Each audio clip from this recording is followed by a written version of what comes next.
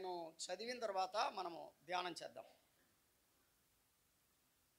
నేను ఇంకా పలుకుచు ప్రార్థన చేయొచ్చు, పవిత్ర పర్వతము కొరకు నా దేవుడైన యెహోవా ఎదుట నా పాపమును నా జనుల యొక్క పాపమును ఒప్పుకొనుచు నా దేవుని విజ్ఞాపన చేయుచుంటిని.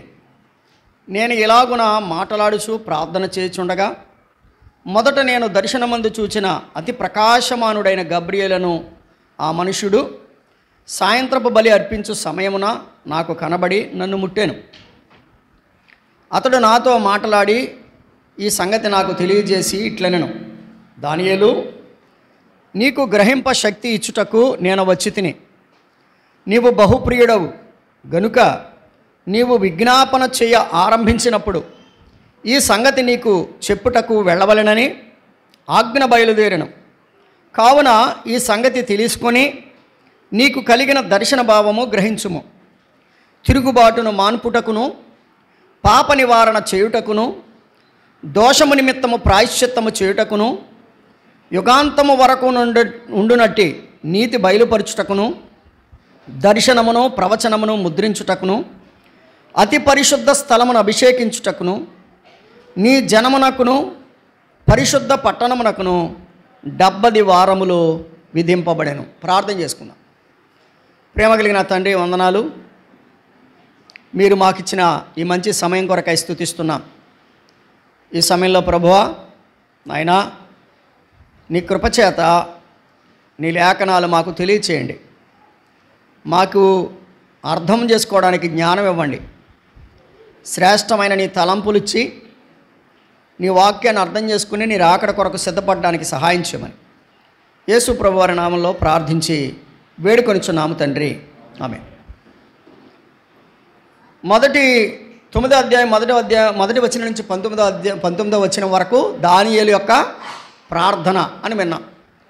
రాత్రి కూడా దానియేలు ప్రార్థన ఎటువంటిదో 4 మాటలు విన్నాం.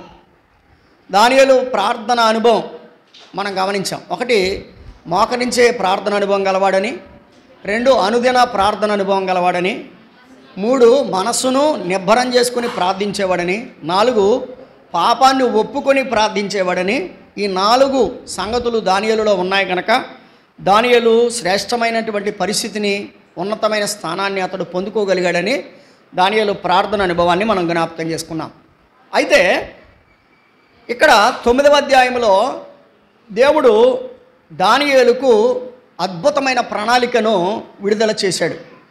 దానియేలు గ్రంథంలో 9వ అధ్యాయం చాలా కీలకమైన అధ్యాయం. దానియేలు గ్రంథంలో 9వ అధ్యాయం ఎందుకు కీలకమైన అధ్యాయం అంటే, చూడండి, 9వ అధ్యాయం 2వ వచనం.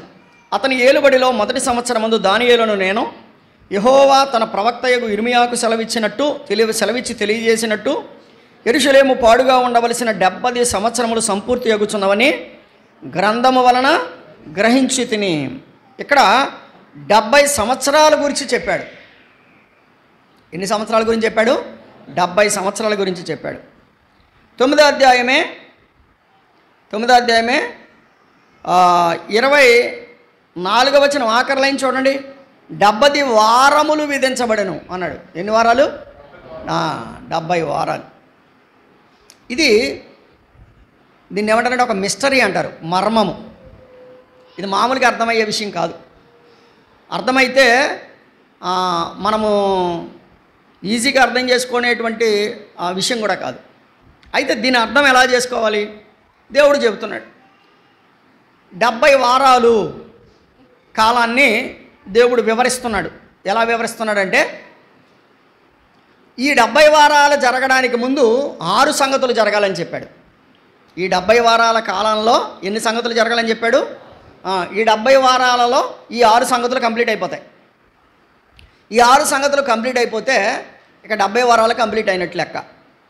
సరే, వారం అంటే ఏంటి, దాని లెక్క ఏంటి తర్వాత మనం ధ్యానం చేసే ముందు ఇక్కడ ఈ 70 వారాల్లో జరగాల్సినటువంటి పనులు 6 పనులు చెప్పాడు. చూడండి, 24వ వచనం. తిరుగుబాటు మాన్పుట. ఏం జరగాలి? తిరుగుబాటు మాన్పుట. ఇశ్రాయేలీలకు ఉండేటువంటి ప్రధానమైన లక్షణం తిరుగుబాటు. దేవుని మీద తిరగబడతారు, మనుషుల మీద తిరగబడతారు. అందుకనే ఇశ్రాయేలీలు అందరూ కూడా అన్ని దేశాలకి చెదిరిపోవడానికి గల కారణం ఏంటో తెలుసా? తిరుగుబాటుదారు. మీకు అందరికీ తెలుసు, హిట్లర్ వాళ్ళని అంతమందిని చంపేయడానికి కారణం తిరుగుబాటే. ఇశ్రాయేలీలు అన్ని దేశాలకి చెదిరిపోవడానికి కారణం తిరుగుబాటే. వారి రాజులు తిరుగుబడ్డారే, ప్రజలు తిరుగుబడిన వారే. రాజులు ప్రజలు కూడా దేవుని మీద తిరుగుబాటు చేసేవారు. అయితే దేవుడు తన సంకల్పంలో ఇశ్రాయేలీలలో ఉండేటువంటి తిరుగుబాటును మాన్పివేస్తాడు అని లేఖనం చెప్తుంది. ఆయన తిరుగుబాటు మాన్పుటకును అన్నాడు. ఇందులో మనం ఆలోచన చేసినట్లయితే 6వ వచనం చూడండి, 9వ అధ్యాయం 6వ వచనం. నీ ఆజ్ఞలను నీ విధులను అనుసరించుట మాని పాపులమును దుష్టులమునై చెడుతనమందు ప్రవర్తించుచు తిరుగుబాటు చేసిన వారము. దానియేలు ఒప్పుకుంటున్నాడు, మేమెవరమే తిరుగుబాటు చేసిన వారం. 7వ వచనం కూడా చదువుతున్నాను చూడండి. ప్రభువా నీవే నీతిమంతుడవు, మేమైతే సిగ్గు చేత ముఖ వికారం పొందిన వారము, మేము నీ మీద తిరుగుబాటు. అంత మాత్రమే కాదు, 9వ వచనం చూడండి. మేము మా దేవుడైన యెహోవాకు విరోధముగా తిరుగుబాటు చేసితిమి. 11వ వచనం చూడండి.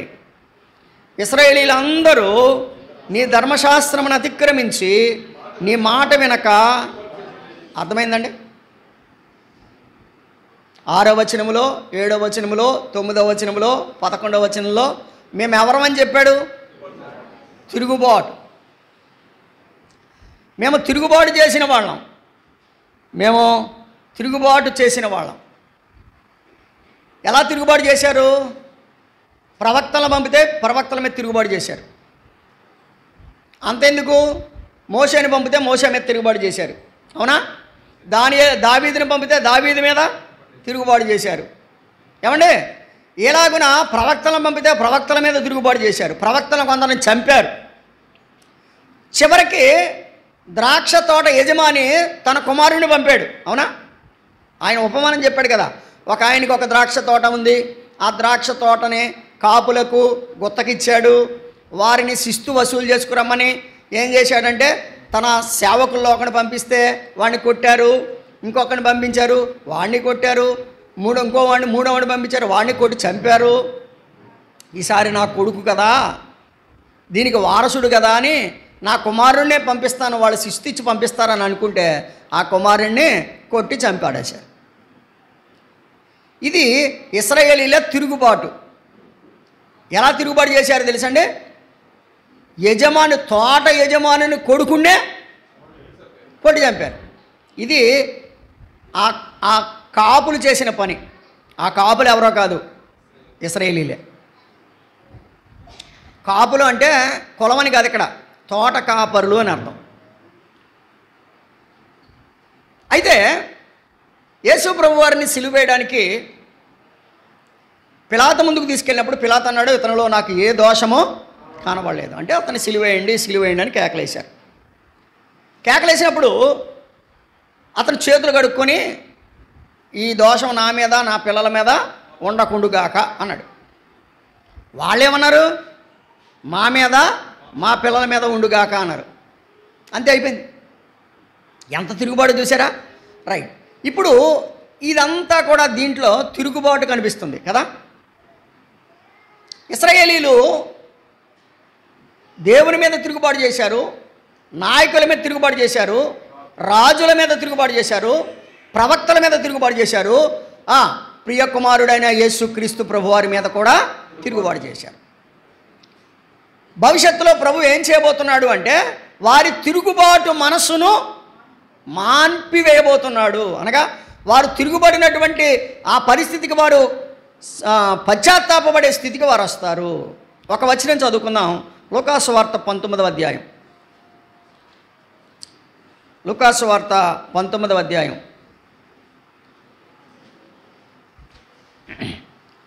41వ వచనం. ఆయన పట్టణమునకు సమీపించినప్పుడు దానిని చూచి దాని విషయమై ఏడ్చి నీవు నీ దినమందైనను సమాధాన సంబంధమైన సంగతులు తెలుసుకునే యెడల నీకెంతో మేలు. అవి ఇప్పుడు నీ కన్నులకు మరుగు చేయబడి ఉన్నవి. ప్రభువు నిన్ను దర్శించిన కాలము నీవు ఎరుగకుంటివి గనుక నీ శత్రువులు నీ చుట్టూ గట్టు కట్టి ముట్టడి వేసి అన్ని ప్రక్కలను నిన్ను అరికట్టి నీలోనున్న నీ పిల్లలతో కూడా నిన్ను నేల కలిపి నీలో రాతి మీద రాయి నిలిచి ఉండని దినములు వచ్చునని చెప్పాను. నీ తిరుగుబాటును బట్టి నీ పిల్లలు నష్టపోతారు. నీ తిరుగుబాటును బట్టి నీ దేశం నష్టపోతుంది. ఈరోజైనా నీవు ఈ సమాధాన సంబంధమైన సంగతులు వింటే ఎంతైనా మేలు. రోమాపత్రిక 11వ అధ్యాయానికి రండి. రోమాపత్రిక 11వ అధ్యాయానికి రండి. 11వ అధ్యాయం, రోమాపత్రిక 11వ అధ్యాయం 25వ వచనం చదువుతున్నాను చూడండి. మీ దృష్టికి మీరే బుద్ధిమంతులను అనుకొనకుండునట్లు ఈ మర్మము మీరు తెలుసుకొనగోరుచున్నాను. అదేమనగా అన్యుల ప్రవేశము సంపూర్ణ వరకు ఇశ్రాయేలుకు కఠిన మనసు కొంతవరకు కలిగి ఉండెను. ఇశ్రాయేలుకి ఏముందట? కఠిన మనసు కొంతవరకు కలిగి ఉండెను. వారు ప్రవేశించినప్పుడు విమోచకుడు సియోనులో నుండి వచ్చి యాకోబులో నుండి భక్తిహీనతను తొలగించును, నేను వారి పాపములను పరిహరించును. అది రెండవ సంగతి, పాప నివారణ చేయడం అన్నాడు కదా. చూడండి దానియేలు గ్రంథంలో 9వ అధ్యాయం 24వ వచనంలో చూడండి. తిరుగుబాటు మానుపుట, 2 పాప నివారణ చేయుట. ఇప్పుడు రండి రోమాపత్రిక. పాపములను పరిహరించినప్పుడు నా వలన వారికి కలుగు నిబంధన ఇదే. రోమాపత్రిక 11:27 పాపములను పరిహరించినప్పుడు నా వలన వారికి కలుగు నిబంధన ఇదియే అని వ్రాయబడినట్లు ఇశ్రాయేలు జనులందరూ రక్షించబడుదురు. కాబట్టి ఒకటి, తిరుగుబాటును మానపడానికి ఆయన వస్తాడు. 2 పాప నివారణ చేయడానికి ఆయన వస్తాడు. తర్వాత దోషముల విషయంలో ప్రాయశ్చిత్తం చేస్తాడు. యెషయా గ్రంథం 53వ అధ్యాయం, యేసుప్రభు శిలువలో ఇది జరిగింది. యెషయా గ్రంథం 53వ అధ్యాయం 10వ వచనం. యెషయా గ్రంథం 53వ అధ్యాయం 10వ వచనం చూడండి. అతను నలుగుగొట్టుటకు యెహోవాకు ఇష్టమాయెను, ఆయన అతనికి వ్యాధి కలుగు చేసెను. అతడు తను తాను అపరాధ పరిహారత చేసుకునగా అతని సంతానము చూచును. సంతానం అంటే ఇశ్రాయేలు అని అక్కడ అర్థం. ఆయన సంతానము చూచును, అతడు దీర్ఘాయుష్మంతుడుగును. యెహోవా ఉద్దేశం అతని వలన అతడు తనకు కలిగిన వేదనను చూచి తృప్తి నొందును. నీతిమంతుడైన నా సేవకుడు జనుల దోషము భరించి. ఎవరి దోషము అనగా ఈ జనులు అంటే ఇశ్రాయేలీయులు. జనుల దోషమును భరించి తనకున్న అనుభవ జ్ఞానము చేత అనేకులను నిర్దోషులుగా. ఇక్కడ జనులు అనేకులు అనే మాట గమనించాలి. జనులు అనేకులు. జనులు అంటే ఇశ్రాయేలీయులకు సూచన, అనేకులు అంటే ఇశ్రాయేలీయులతో పాటు అన్యజనులకు సూచన. మరలా చెప్తున్నా, ఇక్కడ జనులు అంటే ఇశ్రాయేలీయులు, రెండవది ఏంటి? అనేకులు అంటే ఇశ్రాయేలీయులు అన్యజనాంగము, అందరినీ కలిపి అనేకులను ఆయన నిర్దోషులుగా చేయను. కాబట్టి మూడవది ఏంటంటే ఆయన దోషము నిమిత్తం ఆయన ప్రాయశ్చిత్తము చేస్తాడు. చూడండి జకర్యా గ్రంథం 12వ అధ్యాయం.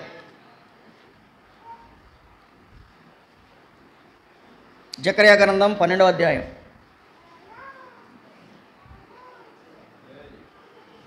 10వ వచనం చూడండి. దావీదు సంతతి వారి మీదను యెరూషలేము నివాసుల మీదను కరుణ నిందించు ఆత్మను విజ్ఞాపనము చేయు ఆత్మను నేను కృమ్మరింపగా వారు తాము పొడిచిన నా మీద దృష్టి ఉంచి ఒకడు తన ఏకకుమారుని విషయమై దుఃఖించినట్లు తన జ్యేష్ఠపుత్రుని విషయమై ఒకడు ప్రలాపించినట్లు అతని విషయమై దుఃఖించుచు. దోషం విషయంలో ఏం జరుగుతుంది? ప్రాయశ్చిత్తం. ఎందుకు జరిగింది ప్రాయశ్చిత్తం? ప్రలాపించారు కాబట్టి. మరలా చెప్తున్నా, ఒకటి తిరుగుబాటు మాన్పడానికి ఈ 70 వారాలలో జరగాల్సిన పనులు ఇవన్నీ. ఒకటి తిరుగుబాటు మానపాలి, 2 పాప నివారణ చేయాలి, 3 దోషముల నిమిత్తము ప్రాయశ్చిత్తం. ఒక వ్యక్తి యొక్క దోషం ఎప్పుడు ప్రాయశ్చిత్తం అవుతుంది అంటే దుఃఖించినప్పుడు. ఎప్పుడు?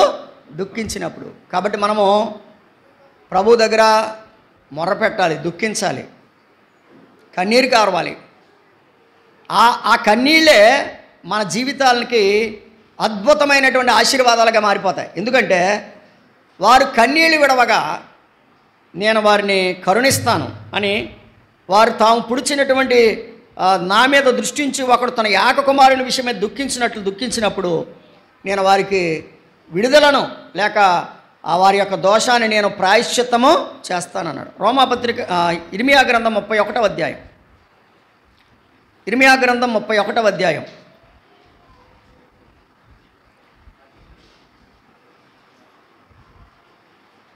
34వ వచనం. 31, 34. నేను వారి దేవుడినయ్యుందును, వారు నాకు జనులగుదురు, వారు మరి ఎన్నడును యెహోవాను గూర్చి బోధనందుదుము అని తమ పొరుగువారికి కానీ తమ సహోదరులకు కానీ ఉపదేశము చేయరు. నేను వారి దోషములను క్షమించి వారి పాపములను ఇక ఎన్నడూ జ్ఞాపకము చేసుకున్నాను. గనుక అల్పులేమి ఘనులేమి అందరూ నన్ను ఎరుగుదురు, ఇదే యెహోవా. నేను అందరి దోషములను పరిహరిస్తాను. నేను అందరి దోషాలను పరిహరిస్తాను. రైట్. 1 తిరుగుబాటు మానుపుట, 2 పాప నివారణ చేయుట, 3 దోషము నిమిత్తము ప్రాయశ్చిత్తము చేయుట, 4 యుగాంతము వరకు నిలిచియుండునట్టి నీతి బయలుపరచుట. యుగాంతము వరకు నిలిచియుండునట్లు నీతి. ఇక్కడ వినాలి,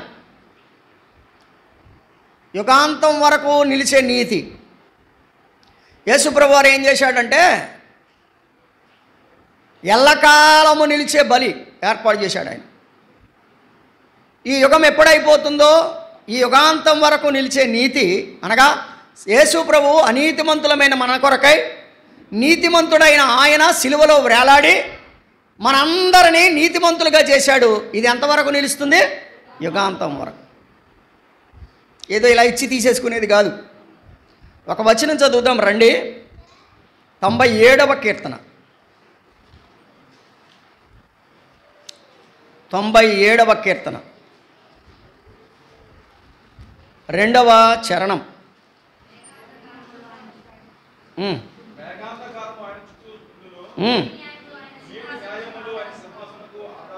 నీతి న్యాయములు ఆయన సింహాసనమునకు. చూడండి, ఆయన యుగాంతము వరకు ఉండినట్టు నీతిని బయలుపరిచాడు. ఇప్పుడు చెప్పండి, యుగాంతం వరకు నిలిచే నీతి అంటే మన ప్రభు అయిన యేసుక్రీస్తు ఈ లోకంలో మనందరి కొరకు సిలువలో వేలాడి అనీతిమంతులమైన మనల్ని నీతిమంతులుగా చేసి ఈ నీతి యుగాంతము వరకు అనగా మనల్ని నిత్యత్వానికి నడిపించే వరకు ఈ నీతిని మనకు ఇచ్చాడు. కాబట్టి బైబిల్ ఏం చెప్తుందంటే నీతి న్యాయములు ఆయన సింహాసనమునకు ఆధారం. ఇంకొక వచనం చదువుదాం. యెషయా గ్రంథం, మీకు అందరికీ తెలిసిన కంఠతవాక్యం, 9వ అధ్యాయం. యెషయా గ్రంథం 9వ అధ్యాయం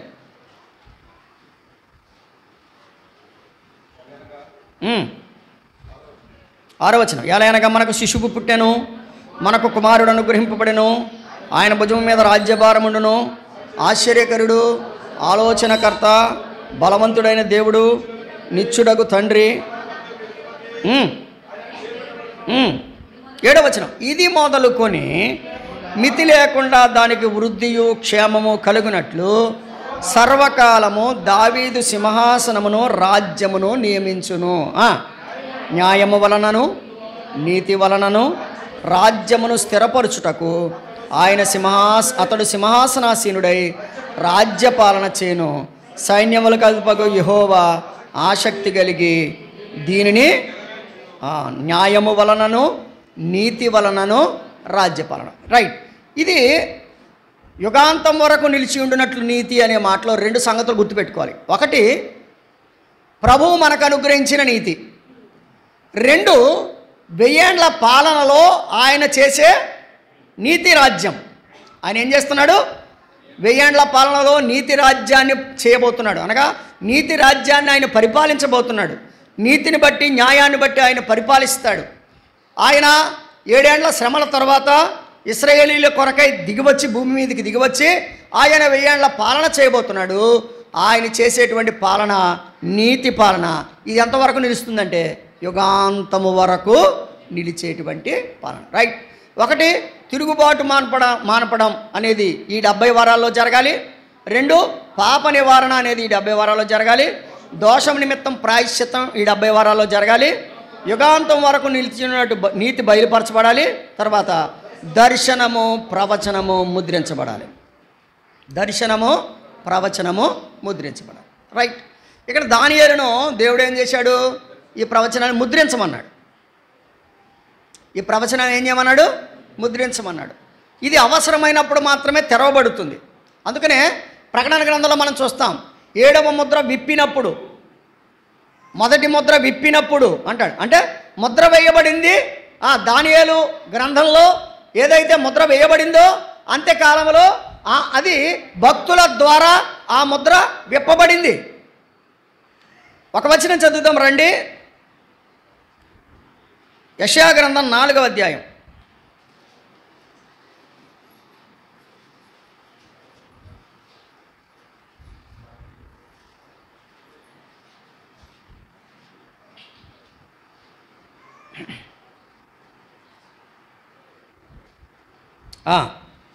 యెషయా గ్రంథం 4వ అధ్యాయం 3-4 వచనాలు. సియోనులో శేషించిన వారికి, యెరూషలేములో నిలవబడిన వారికి, అనగా జీవము పొందుటకై యెరూషలేములో దాఖలైన వారికి ప్రతివానికి పరిశుద్ధుడని పేరు పెట్టుదురు. ఇప్పుడు గమనించాలి, ఇక్కడ దాఖలైన వారు అనే మాటలో ముద్రింపబడిన వారు అని అర్థం.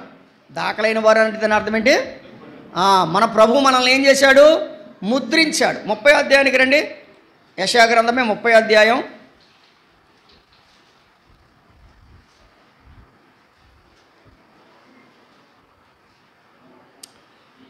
ఇక్కడ 26వ వచనం చూడండి. యెహోవా తన జనుల గాయము కట్టి వారి దెబ్బను బాగు చేయు దినమున చంద్రుని వెన్నెల సూర్యుని ప్రకాశము వలె ఉండును.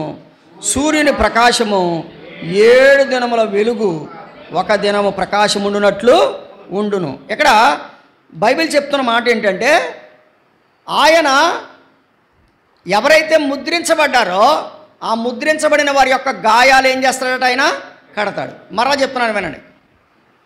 ముద్రించబడుట అంటే ప్రకటన గ్రంథంలో 1,44,000 మంది అని ఒక లెక్క ఉంది. ఇది ముద్రించబడ్డం. ఎవరైతే ఆత్మచేత ముద్రించబడతారో వారందరి గాయాలు ఆయన కడతాడు. అది లెక్క. అనగా ఇశ్రాయేలీలందరి గాయాలు ఆయన కట్టబోతున్నాడు. ముద్రించిన వారి గాయాలు కట్టబోతున్నాడు. ఎవరిని ముద్రించాడు? ఎవరిని ముందుగా ఏర్పాటు చేసుకున్నాడు? ఇశ్రాయేలు జనాంగాన్ని. అబ్రహాముని ఏర్పాటు చేసుకున్నాడు. అబ్రహాము నుండి ఇస్సాకును, ఇస్సాకు నుండి యాకోబును, యాకోబు యొక్క 12 గోత్రాలను, అనగా ఇశ్రాయేలును ఆయన ఏర్పాటు చేసుకున్నాడు. ఈ ఏర్పాటు చేసుకున్న వారిని ఆయన ముద్రించాడు. అందుకని అంటాడు, నీవు నా సొత్తు. ఇశ్రాయేలు, నీవు నా సొత్తు అంటే నేను నిన్ను ముద్రించాను, నీ గాయాలు కడతాను. ముద్రించిన వారి గాయాలు ఆయన కట్టబోతున్నాడు. రైట్. ఇప్పుడు మీకు ఒక సంగతి చెప్పి నేను ముందుకెళ్తాను. 1, తిరుగుబాటు మానపడం అనేది ఇంకా పూర్తి కాలేదు. 2, పాప నివారణ చేయడం అనేది పూర్తయింది.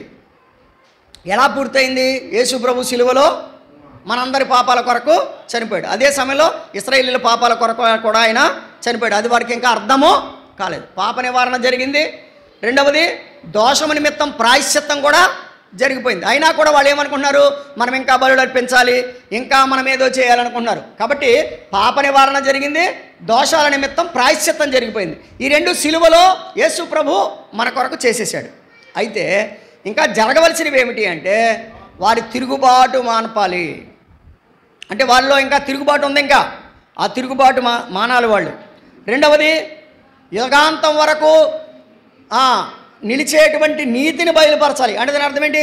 ఇశ్రాయేలీల కొరకు ఆయన ఇశ్రాయేలీలు మొరపెట్టినప్పుడు ఆయన దిగివచ్చి వారి పక్షంగా యుద్ధం చేసి ఏమండి నీతి రాజ్యాన్ని ఆయన ఏర్పాటు చేయాలి. అది 1000 ఏండ్ల పాలన.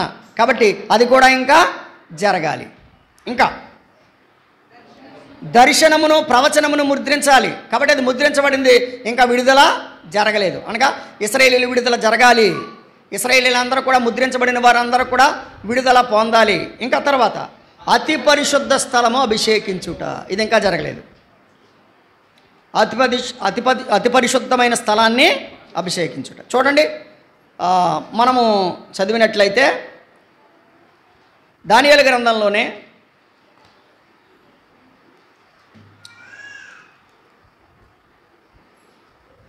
2వ అధ్యాయంలో ఏం చెప్పాడు?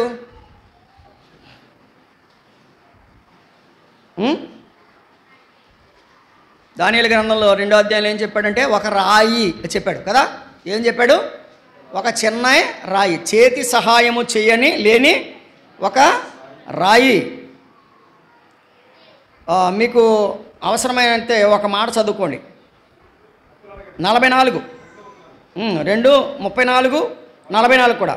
మరియు చేతి సహాయము లేక తీయబడిన ఒక రాయి. 44 ఆ రాజుల కాలములో పరలోకమందున్న దేవుడు ఒక రాజ్యము స్థాపించును, దానికన్నటికీ నాశనము. 2వ అధ్యాయంలో ఒక రాయి గురించి చెప్పాడు, అనగా నాశనము కలగని ఒక రాజ్యం, అది యేసు ప్రభు రాజ్యం. 7వ అధ్యాయంలో ఏం చెప్పాడు? మనం మొన్న చదువుకున్నాం. 7వ అధ్యాయంలో ఏం చెప్పాడు? ఒక మహావృద్ధుడు. 7వ అధ్యాయం 22వ వచనం చూడండి. 7:22 ఆ మహావృద్ధుడు వచ్చి మహోన్నతిని పరిశుద్ధుల విషయంలో తీర్చుడు వరకు అలాగ జరుగును, కానీ సమయం వచ్చినప్పుడు ఆ పరిశుద్ధులు రాజ్యము నేలుదురు అనే సంగతి నేను గ్రహించింది. అర్థమైందా? ఒకటి 2వ అధ్యాయంలో చిన్న రాయి, అది శాశ్వతమైన రాజ్యం. 7వ అధ్యాయంలో చెప్తున్నాడు పరిశుద్ధుల రాజ్యం. ఏ రాజ్యం అది? పరిశుద్ధుల రాజ్యం. తర్వాత 8వ అధ్యాయంలో ఏం చెప్పాడు? 8వ అధ్యాయంలో ఏం చెప్పాడు చూడండి. మాదీయులు, పారసీకులు వీళ్ళందరూ అయిపోయిన తర్వాత రండి 24వ వచనం. అతడు గెలుచును గాని తన స్వభావాలను బట్టి గెలవడు, ఆశ్చర్యముగా శత్రువులను నాశనము చేటు యందు అభివృద్ధి పొందును, ఇష్టమైనట్టుగా జరిగించుచు బలవంతులను అనగా పరిశుద్ధ పట్టణమును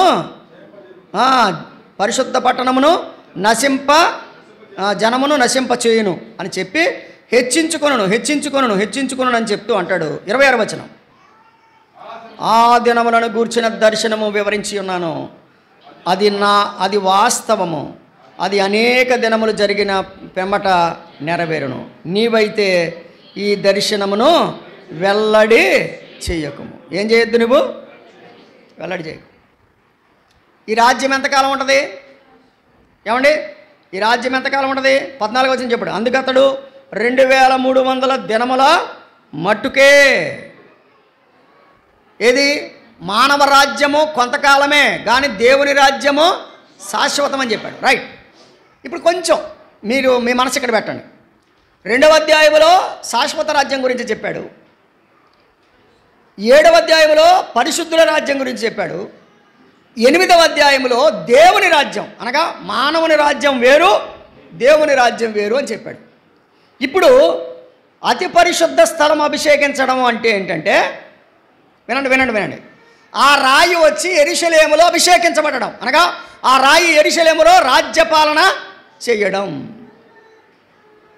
మనుషులందరూ కొట్టివేయబడతారు, రాజ్యాలన్నీ కొట్టివేయబడతాయి, రాజులందరూ కొట్టివేయబడతారు. చదువుకున్నాం మనం.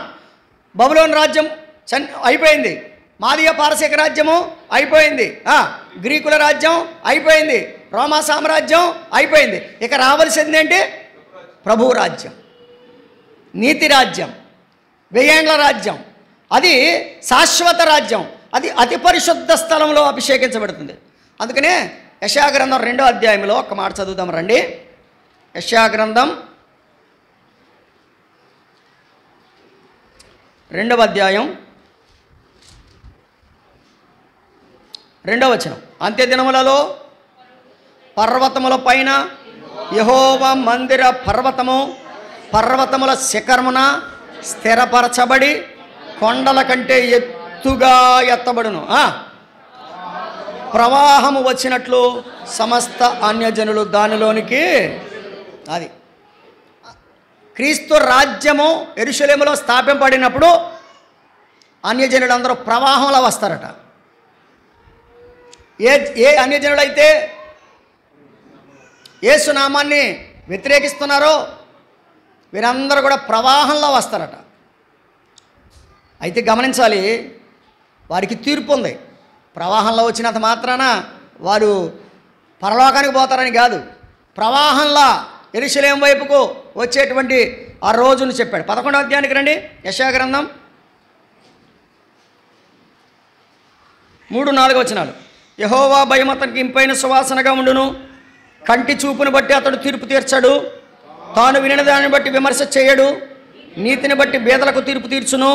భూనివాసులలో దీనులైన వారికి యథార్థముగా విమర్శ చేయును.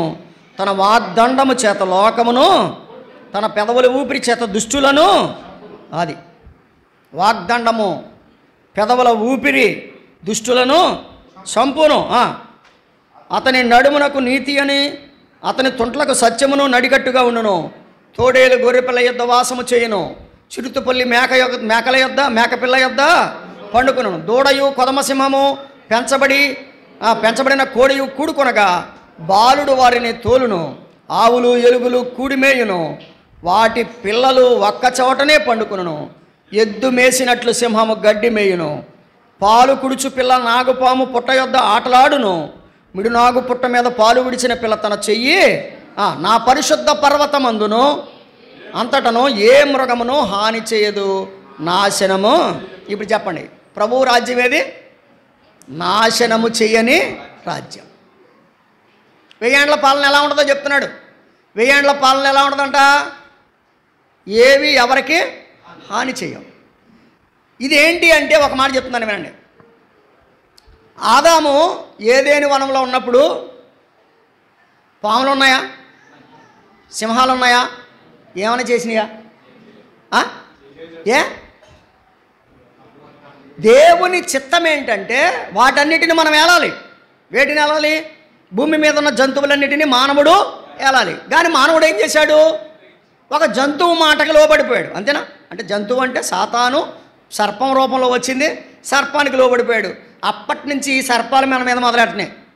సర్పపు కాటు, సింహపు కాటు, ఇలాగా ఇవన్నీ చేసినాయి. కానీ ప్రభు వచ్చి మరలా రాజ్యం ఏర్పాటు చేసినప్పుడు ఏమవుతాయి? మరలా ఇవన్నీ ఏదేని వనములో ఎలాగున్నాయో అలాగైపోతాయి.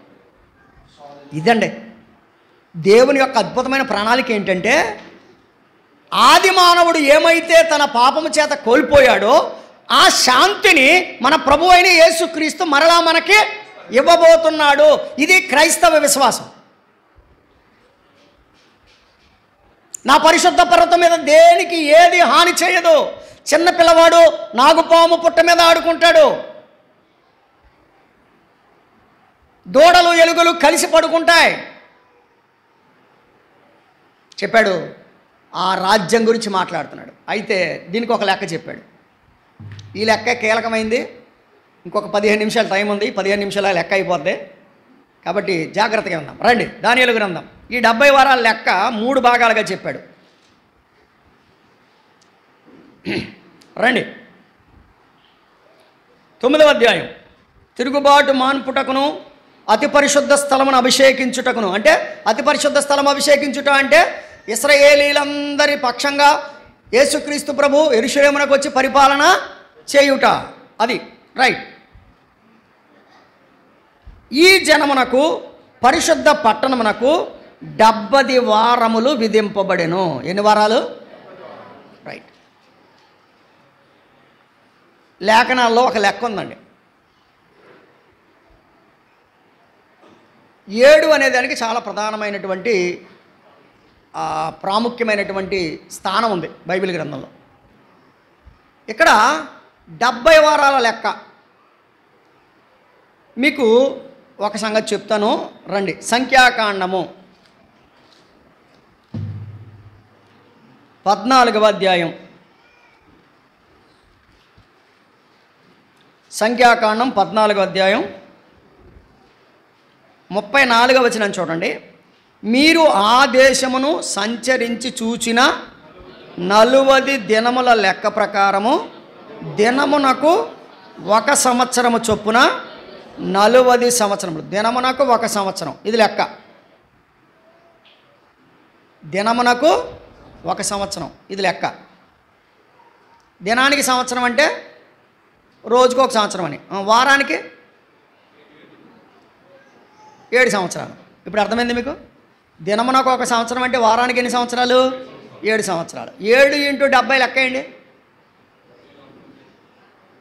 70. ఇప్పుడు మీకు లెక్క వచ్చిందా రాలేదా? నిజంగా బోర్డు పెట్టమని చెప్దాం అనుకున్నాను నేను మర్చిపోయాను. ఇప్పుడు మరలా చదువుతాం రండి, పోనీ మీకు క్లియర్గా వస్తుంది.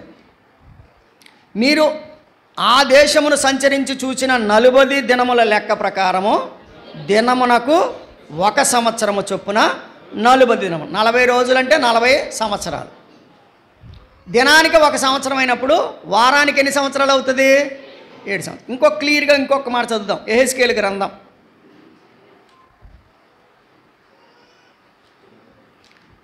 గ్రంథం 4వ అధ్యాయం 6వ వచనం చదువుదాం చూడండి. 4వ అధ్యాయం 6వ వచనం. ఆ దినములు గడిచిన తర్వాత కుడి పక్కన పండుకొని ఉండి 40 దినములు యూదావారి దోషమును సంవత్సరం ఒక ఇంటికి 1 దినము చొప్పున నేను సంవత్సరానికి 1 దినం. ఇప్పుడు లెక్క జాగ్రత్తగా మనసులో పెట్టుకోండి. సంఖ్యాకాండంలో ఏం చెప్పాడు?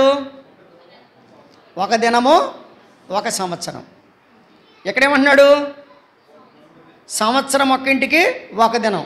2 ఒకటేనా కాదా? క్లియరా? ఇప్పుడు ఓసారి యాకోబు దగ్గరికి వెళ్దాం. యాకోబు ఎవరో? ఇశ్రాయేలు. రండి ఆయన దగ్గరికి వెళ్దాం. ఆయన దగ్గర లెక్క చూద్దాం రండి. ఆదికాండం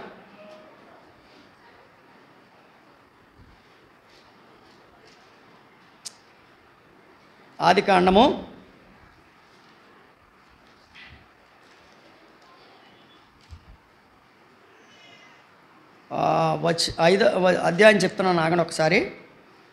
29వ అధ్యాయం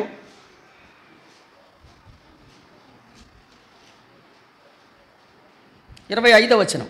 ఉదయమందు ఆమెను లేయా అని ఎరిగి అతడు లాబానుతో నీవు నాకు చేసిన పని ఏమిటి? రాహేలు కోసమే కదా నీకు కొలువు చేసి తిని ఎందుకు నన్ను మోసపుచ్చితివి అనేను. అందుకు లాబాను, పెద్దదానికంటే ముందుగా చిన్నదానిని ఇచ్చుట మా దేశ మర్యాద కాదు. ఈమె యొక్క వారము సంపూర్తి చేయము. నీవిక 7 సంవత్సరములు నాకు కొలువు చేసిన ఎడల అందుకై ఆమెను కూడా చెప్పగా యాకోబు అలాగు చేసి ఆమె వారము. ఇప్పుడు వారం అంటే 7 సంవత్సరాలు. అర్థమైపోయిందా? వారం అంటే ఎన్ని సంవత్సరాలు? క్లియర్గా మళ్ళీ చూసుకోండి అక్కడ. వారం అంటే ఎన్ని సంవత్సరాలు? రైట్. ఇప్పుడు రండి. 7 × 70. 7 ఏళ్ళు 49 అండి. 49 పక్కన 0 పెట్టండి. 490 సంవత్సరాలు. ఎన్ని సంవత్సరాలు? ఇది 70 వారాల క్యాలెండర్ అంటారు దీన్ని. మరలా చెప్తున్నాను, వారమునకు 1 సంవత్సరం అంటే రోజుకు 1 సంవత్సరం అంటే వారానికి 7 సంవత్సరాలు. 7 × 70 490. ఇది లెక్కకు ప్రారంభం. ఇది డానియల్ 70 వీక్స్ క్యాలెండర్ అంటారు దీన్ని, లేకపోతే డానియల్ 70 వీక్స్ మిస్టరీ అంటారు. రైట్. ఇది ఎలాగునా మనకి ఎలాగైనా 490 రావాలి. గుర్తుపెట్టుకోండి, ఎలాగైనా ఎంత రావాలి? 490 రావాలి. రైట్. ఇప్పుడు 3 డివిజన్స్ చేశాడు. రండి. దానియేలు గ్రంథం 9వ అధ్యాయం. దానియేలు గ్రంథం 9వ అధ్యాయం 25వ వచనం. యెరూషలేమును మరలా కట్టవచ్చునని ఆజ్ఞ బయలుదేరిన సమయము మొదలుకొని అభిషక్తుడగు అధిపతి వచ్చు వరకు 7 వారములు పట్టును. ఎన్ని వారాలు? 7 వారాలు. అంటే ఫస్ట్ ఏంటి? 7 ఏళ్ళు ఎంత? 49. పక్కన పెట్టుకోండి అలాగా. నెక్స్ట్ 62 వారములు తొందరగల సమయమందు పట్టణపు రాజవీధులను కందకము మరలా కట్టబడును. ఈ 62 వారములు జరిగిన పిమ్మట ఏమీ లేకుండా అభిషక్తుడు నిర్మూలము చేయబడును. నెక్స్ట్ ఎన్ని వారాలు చెప్పాడు? 62 వారాలు చెప్పాడు. 62 × 7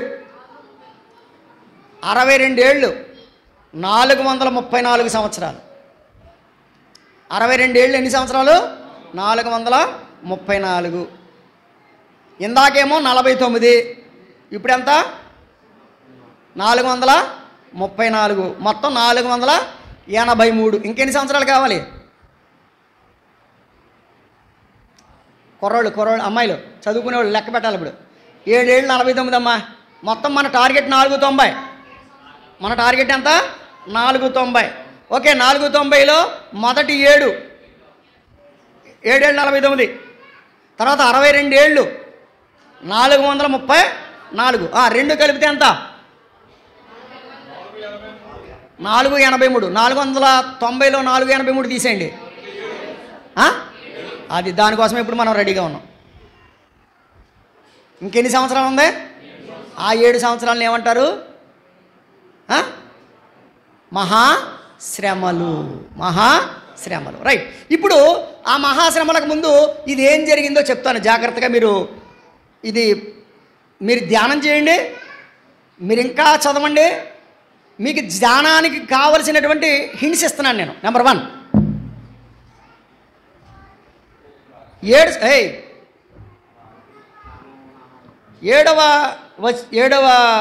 సంవత్సరాలు 25వ వచనం చూడండి. యెరూషలేము మరలా కట్టవచ్చునని ఆజ్ఞ బయలుదేరిన సమయం మొదలుకొని అభిషక్తుడగు అధిపతి వచ్చే వరకు 7 వారములు అని. రైట్. ఇక్కడ వినండి. ఇక్కడ జరిగింది ఏంటంటే రాజైన అర్తహషస్త ఏం చేశాడు? మీరు మరలా వెళ్ళి యెరూషలేమును కట్టుకోవచ్చు అని చెప్పాడు. కోరేషు ఏం చేశాడు? వెళ్ళి కట్టుకోండి అని చెప్పాడు. ఏం చెప్పాడు? కోరేషు వెళ్ళి కట్టుకోండి అని చెప్పాడు. కోరేషు వెళ్ళి యెరూషలేమును మరలా కట్టవచ్చు అని ఎప్పుడైతే చెప్పాడో ఆ చెప్పినటువంటి సంవత్సరం క్రీస్తు పూర్వం 445. క్రీస్తు పూర్వం 445. అయితే క్రీస్తు పూర్వం 445లో కట్టొచ్చు అని చెప్పాడు. జరిగింది ఏమిటి అంటే జాగ్రత్తగా వినాలి. ఆ పట్టణం తిరిగి కట్టడానికి పట్టిన కాలం 49 సంవత్సరాలు. ఎన్ని సంవత్సరాలు? ఈ హింట్ ఒకటి గుర్తుపెట్టుకోండి. ఆ పట్టణము కట్టబడడానికి అనగా ఎజ్రా కాలంలో కొంత కట్టబడింది, జెరుబ్బాబెలు కాలంలో కొంత కట్టబడింది. ఎజ్రా నెహెమ్యాలు కలిసి మందిరాన్ని తిరిగి పునర్నిర్మాణము చేశారు. కాబట్టి రాజైన అర్తహషస్త ఏలుబడిలో ఆయన విధించిన విధిని బట్టి కోరెషు పరిపాలనలో ఇశ్రాయేలీయులు వచ్చి యెరూషలేమును తిరిగి కట్టడం ప్రారంభించి తిరిగి పట్టణాన్ని ముగించేయడానికి పట్టిన కాలము 49 సంవత్సరాలు. అంటే అది మొదటి వారం 7 అయిపోయిందా? రైట్. ఎప్పుడైతే యెరూషలేము కట్టబడిందో మరలా వినాలి. యెరూషలేము కట్టబడిందో, యెరూషలేము కట్టబడిన దగ్గర నుంచి యేసు ప్రభువు తన పరిచర్య ప్రారంభించేదాకా 62 వారాలు. మరలా చెప్తున్నా, యెరూషలేము కట్టబడే వరకు 7 వారాలు. అంటే 7 ఏళ్ళు 49 సంవత్సరాలు అయిపోయింది. యెరూషలేము కట్టబడిన తర్వాత యేసు ప్రభు పుట్టేదాకా ఎంతకాలం? 62 వారాలు. ఎన్ని వారాలు? 62 × 7 434. రైట్. ఇప్పుడు బోర్డు ఉంటేనే క్లియర్గా ఉండేది. అయినా మీరు లెక్కలు చేస్తున్నారు కాబట్టి చేయండి. రైట్, మీకు క్లియర్గా గుర్తుపెట్టుకోండి. ఇది పెద్ద మర్మం అంటే కాదు, కానీ మీరు అర్థం చేసుకుంటే చేసుకోవచ్చు. ఒకటి, యెరూషలేము కట్టడం మొదలుపెట్టి ముగించే వరకు 7 వారాలు. యెరూషలేము కట్టడం ముగించబడిన తర్వాత యేసు ప్రభు పుట్టి పరిచర్య ప్రారంభించేదాకా 62 వారాలు. ఎన్ని వారాలు? 62 వారాలు. ఎక్కడికి ఎన్ని వారాలు అయిపోయింది? 483 వారాలు అయిపోయింది. ఎన్ని వారాలు అయిపోయింది? ఇంకెన్ని వారాలు మిగిలింది? ఈ 2 అయిపోయినాయండి. యెరూషలేము కట్టబడడం అయిపోయింది, యేసు ప్రభు ఈ లోకానికి దిగి రావడం, ఆయన సిలువలో మరణించడం, ఆయన తిరిగి లేపబడడం అన్నీ అయిపోయాయి. మరి మధ్యలో ఇంకా 7 వారాల కాలం మాత్రమే ఉంది. కానీ ఒక సంగతి మాత్రం మీకు చెప్పాలి. ఇక్కడ యేసు ప్రభు సిలువలో చనిపోయి తిరిగి లేచి పరలోకానికి ఆరోహణమై వెళ్ళిపోయిన తర్వాత సంఘకాలం ప్రారంభమైంది. ఏ కాలం ప్రారంభమైంది? ఆ కాలాన్నే పూర్వకాలమందు భక్తులకు దేవుడు ముద్రించాడు. వాళ్ళకి తెలీదు. దీన్ని సంఘకాలము అంటారు. అనగా యేసు ప్రభు 483 సంవత్సరాల తర్వాత, మీరు ఎవరైనా రాసుకుంటే రాసుకోండి, 483 సంవత్సరాల తర్వాత వెంటనే ఆఖరి వారం ప్రారంభం కాలేదు. వెంటనే ఏ వారం ప్రారంభం కాలేదు? ఆఖరి వారం. చదువుతాను రండి. 9వ అధ్యాయం 26వ వచనం. ఆ 62 వారములు జరిగిన పిమ్మట ఏమీ లేకుండా అభిషక్తుడు నిర్మూలము చేయబడును. అభిషక్తుడు వస్తాడు. అభిషక్తుడు ఏం చేయబడతాడు? అభిషక్తుడు అంటే ఎవరు? ప్రభు అయినా యేసు ప్రభు వారు చనిపోతాడని ఉంది. యేసు ప్రభు వారు ఎప్పుడు చనిపోయాడు? క్రీస్తు శకం 31. క్రీస్తు శకం అదేంటని లెక్క అనొచ్చు. యేసు ప్రభు చనిపోయింది ఎన్నేళ్ళకి? 33.5 సంవత్సరాలకి. ఓకేనా? యేసు ప్రభు చనిపోయింది ఎన్ని సంవత్సరాలకి? 33.5 సంవత్సరాలకి. ఈ 33.5 సంవత్సరాలకి ముందు 3 సంవత్సరాల వరకు బీసీలోనే ఉంది. బీసీ క్రీస్తు, బిఫోర్ క్రైస్ట్. కాబట్టి 33.5 సంవత్సరాల కాలం మనకి యేసు ప్రభు యొక్క చనిపోయిన దాన్ని గ్రిగేరియన్ క్యాలెండర్ ప్రకారంగా తీసుకుంటే క్రీస్తు శకం 31. ఇది ఎక్కడ చెప్పబడింది? అభిషక్తుడు, చెప్పండి, 26వ వచనం. అభిషక్తుడు నిర్మూలము చేయబడేవారు. యేసుప్రభు వచ్చి ఏం చేయబడ్డాడు? నిర్మూలం చేయబడ్డాడు. నిర్మూలం చేయబడిన తర్వాత ఏం ప్రారంభమైంది? చెప్పండి. సంఘం ప్రారంభమైంది. అర్థమవుతలేదా? యేసుప్రభు వచ్చేదాకా ఏం లేదు, సంఘం లేదు. యేసుప్రభు వచ్చిన తర్వాత ఏం ప్రారంభమైంది? ఎలాగ ప్రారంభమైంది? అభిషక్తుడు వచ్చి ఈ లోకానికి వచ్చి మనందరి కొరకు హత్య చేయబడ్డాడు, ఆయన సిలువ వేయబడ్డాడు. ఈ మర్మాన్ని దేవుడు ఎఫెసీ పత్రికలో చెప్పాడు. రండి, ఎఫెసీ పత్రిక దయచేసి వినాలి జాగ్రత్తగా, వినకపోతే మీకు అర్థం కాదు. 3వ అధ్యాయం 3వ వచనం. ఎట్లనగా క్రీస్తు మర్మము దేవదర్శనము వలన నాకు తెలియపరచబడినదను సంగతిని గూర్చి మునుపు సంక్షేపముగా వ్రాసితిని.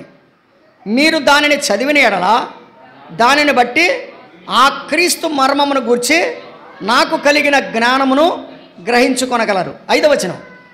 ఈ మర్మం ఇప్పుడు ఆత్మమూలముగా దేవుని అపోస్తులకును పరిశుద్ధులకు అపోస్తులకును ప్రవక్తలకును బయలుపరచబడి ఉన్నట్టుగా పూర్వకాలమందు మనుషులకు తెలియపరచబడలేదు. అంటే ఇది దానియేలుకు దేవుడు తెలియచేయలేదు.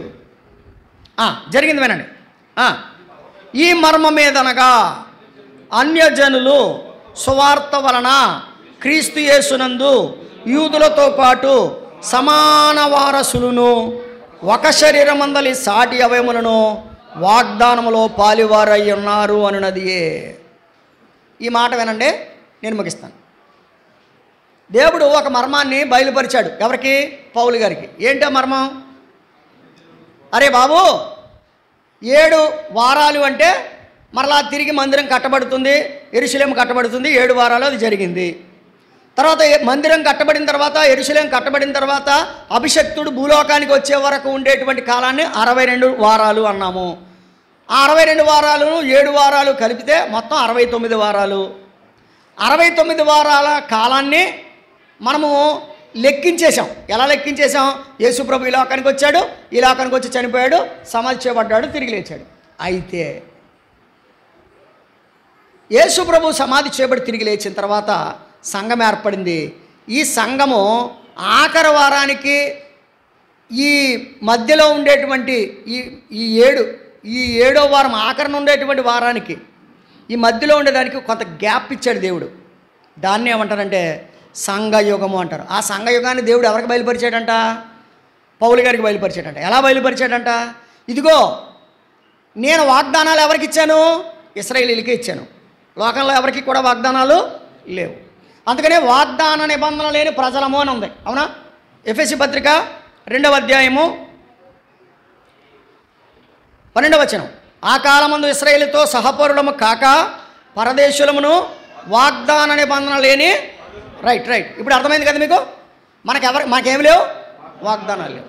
మనం వాగ్దాన పుత్రులం కాదు, ఇశ్రాయేలీయులు మాత్రమే వాగ్దాన పుత్రులు. మరైతే దేవుని ఉద్దేశం ఇశ్రాయేలీయులను ఒక్కళ్ళనే రక్షించాలనా? కాబట్టి దేవుడు ఏం చేశాడు? అభిషక్తుడిని లోకానికి పంపించాడు. అభిషక్తుడిని ఏం చేశారు? నిర్మూలన చేశారు. అవునా? దానియేలు గ్రంథంలో ఏముంది? అభిషక్తుడిని ఏం చేశారు? నిర్మూలన చేశారు. అభిషక్తుడు నిర్మూలన అవ్వడం ద్వారా ఏం ఏర్పడింది? సంఘం ఏర్పడింది. ఈ సంఘం ఎవరితో సహపౌరులయ్యారు? ఇశ్రాయేలీయులతో సహపౌరులయ్యారు. చూడండి, మరలా చదువుతున్నాను, 6వ వచనం. ఈ మర్మ మీదనగా అన్యజనులు సువార్త వలన. అంతకుముందు సువార్త అనే మాటలేదు. అన్యజనులు దేని వలన? సువార్త వలన. చెప్పండి. క్రీస్తు యేసునందు యూదులతో పాటు. రైట్. ఇప్పుడు ఎవరం మనం? ఇప్పుడు యూదులతో సమాన వారసులం ఎలాగయ్యాం? అభిషక్తుడు మృతి పొందడం ద్వారా. ఎవరు మృతి పొందడం ద్వారా? రైట్. యేసు ప్రభు వారు మనకు మృతి చెందడం ద్వారా ఈ రోజున ఆయన రక్తంలో ఏర్పడిందే సంఘం. ఇప్పుడు సంఘంలో ఉన్న వారందరికీ ఏ ఆశీర్వాదాలు ఉన్నాయంటే, ఆనాడు అబ్రహాము ఏ ఆశీర్వాదం అయితే పొందాడో ఆ ప్రతి ఆశీర్వాదము సంఘంలో ఉన్న వారికి దేవుడు ఇచ్చాడు. ఎవరి ద్వారా ఇచ్చాడు? యేసు ప్రభు ద్వారా ఇచ్చాడు. కాబట్టి ఇది మర్మము అన్నాడు. ఇప్పుడు నేను చెప్పబోయే సంగతి ఏంటంటే, మనము మర్మకాలంలో ఉన్నాం, సంఘకాలంలో ఉన్నాం. ఇప్పుడు ఏం చేయబోతుందంటే, యేసు ప్రభు వారు సంఘాన్ని తీసుకొని వెళ్ళిపోబోతున్నాడు. యేసు ప్రభు వారు ఏం తీసుకుని వెళ్ళిపోబోతున్నాడు? రైట్. వచ్చేయండి, దానియేలు గ్రంథం 9వ అధ్యాయం 26వ వచనం. 62 ద్వారములు జరిగిన పిమ్మట ఏమీ లేకుండా అభిషక్తుడు నిర్మూలన చేయబడును. వచ్చినట్టి రాజు అన్నారా? వచ్చినట్టి రాజు అంటే క్రీస్తు విరోధి అని అర్థం. వచ్చినట్టి రాజు అంటే యేసుప్రభు అని కాదు. ఇక్కడ మీరు అండర్లైన్ చేసుకుని రాసుకోండి. వచ్చినట్టి రాజు అంటే ఒక రాజు రాబోతున్నాడు, అతడు క్రీస్తు విరోధి. అతడు ఏం చేస్తాడంట? వచ్చినట్టి రాజు రాజు యొక్క ప్రజలు పవిత్ర పట్టణమును పరిశుద్ధ ఆలయమును. అయితే యేసు ప్రభు పరిశుద్ధ పట్టణాన్ని నశింపజేస్తాడా? అంటే ఇప్పుడు ఇంతకీ దీని అర్థం ఎవరని అర్థం? ఇప్పుడు అంత్యక్రీస్తు. వచ్చినట్టి రాజు ఏం చేస్తాడు? పరిశుద్ధ పట్టణమును పవిత్ర పట్టణమును పరిశుద్ధ ఆలయమును నశింపచేయుదురు. వాని అంతము హఠాత్తుగా. మన రాజుగా అంతం ఉందా? ఈ రాజుకి ఏముంది? అంతం ఉంది. ఈ రాజు పట్టణాన్ని నాశనం చేస్తాడు, మన రాజు నీతి రాజ్యాన్ని ఏర్పాటు చేస్తాడు. రైట్. ఇప్పుడు ఏం చేస్తాడంట? 27వ వచనం. అతడు ఒక వారము వరకు. అతడు ఎన్ని వారాలు? మరలా చెప్తున్నాను రండి. 25వ వచనంలో 7 వారాలు ఉంది.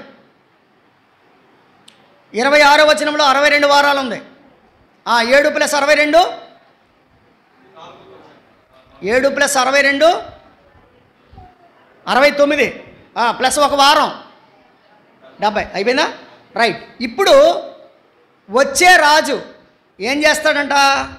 ఇశ్రాయేలీలతోటి ఓ ప్లాన్ వేసుకుని వస్తాడంట. ఇప్పుడు ఇశ్రాయేలీలు పడేది ఎక్కడంటే దీంట్లోనే పడతారు.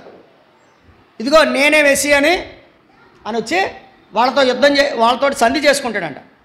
సంధి చేసుకున్నాక ఏం చేస్తాడంట, 3.5 సంవత్సరాలు బాగానే ఉంటాడంట. ఎన్ని సంవత్సరాలు బాగుంటాడు? 3.5 సంవత్సరాలు బాగుంటాడంట. 3.5 సంవత్సరాల తర్వాత పరిశుద్ధ పట్టణాన్ని తొక్కడం మొదలు పెడతాడంట.